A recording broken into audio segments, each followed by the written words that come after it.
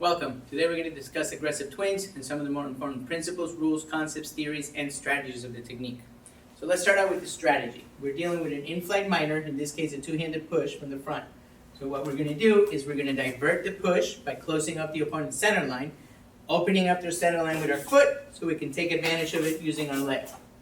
So that's pretty simple, but let's actually talk about how we're going to do this. So if you notice, we're starting from a non-ready position. So the first thing we need to do is rule number one, which is establish a base.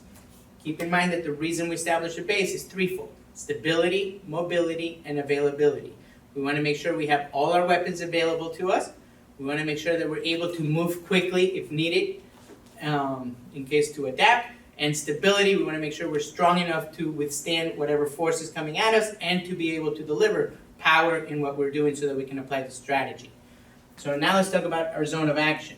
So if you notice as they're coming in, our zone of action is going to be to the outside of their left, which means there's a couple rules that we have to obey. Number one, anytime we're on the outside of the arm, we want to be at or above the elbow. Otherwise, you can end up hitting the elbow. Keep in mind that the opposite is true for the inside. If we're on the inside, we want to be below the elbow. Otherwise, you're still going to possibly get hit with the hand. But there's another rule. In order to beat it, meet it. So what that means is as he's coming in, I want to go towards him. The reason being, this will give me, number one, the availability of getting to that elbow, so we can obey the first rule. Number two, a greater angle of deflection, and again, sticking to the strategy, I start eliminating some of his weapons by closing off their center line. The closer I have my hand to me, the less angle of deflection I've created, and he still has availability because I haven't closed up their weapons or their center line. So the idea is, in order to beat it, meet it, and again, we're trying to be at or above the elbow. So the thing to consider here, and one of the reasons we're talking about in order to beat it, meet it, is I don't want to wait for his elbow to make contact. So as he's pushing, I don't want to wait to go, okay, you're going to get hit with the hand. The idea is to start diverting it and then ride it so that you can catch up to the elbow. So now this brings us to our first principle, which is economy of motion. It's one of the biggest ones in Kenpo. We don't want to have and then moves, or we don't want to waste motion. So the idea here is that we're going to be going from point of origin. So wherever my hand is, that's where it's going to be striking from. I don't want to make a copy separate motion by bringing my hand up and then delivering it like a hammering block. So again, from point of origin, using economy of motion, we're going to beat it in order to beat it, meet it, and we're going to go straight towards it so that we can get above the elbow.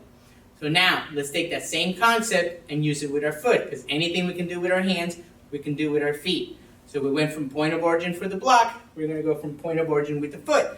And the idea here is closest available weapon to closest available target. So we're going to take our leg and take advantage of hitting to the knee. Now keep in mind that that's the short way of how you say that rule, but the idea is the closest effective weapon to the closest effective target. So now, let's talk about consideration number one, which is the environment. Now keep in mind the environment is dictated as anything in, on, or around us, in this case our opponent.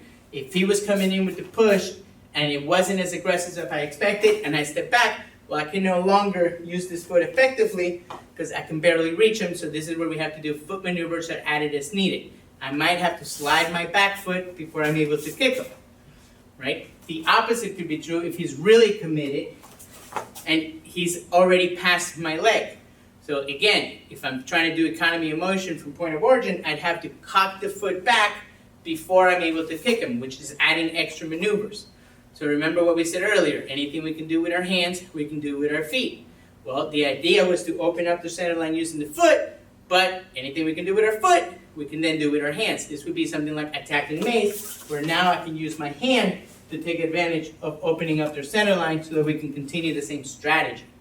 But let's stick to the ideal phase of aggressive twins, where we get the block and everything's where we want it, so we're going to get to use our foot. So in this case, we get that hit, but notice what happens. We opened up the center line, but then they were able to bend forward, which took away my center line on the vertical, but not on the horizontal. So we opened it up horizontally, but vertically, we just closed it off. So again, sticking to the strategy and following the rule that we have that says never kick a standing man above the waist, we now want to take advantage of it by kicking him and taking advantage of this open-ended triangle. We'll get into that in a second, so that we can open up the vertical center line. So remember, sticking to the same strategy. We closed him up, want to open him up. I try to open him up and he closed it, so we're now We're going to open it up again so we can take advantage of it with the final kick, and we'll get into that in a second.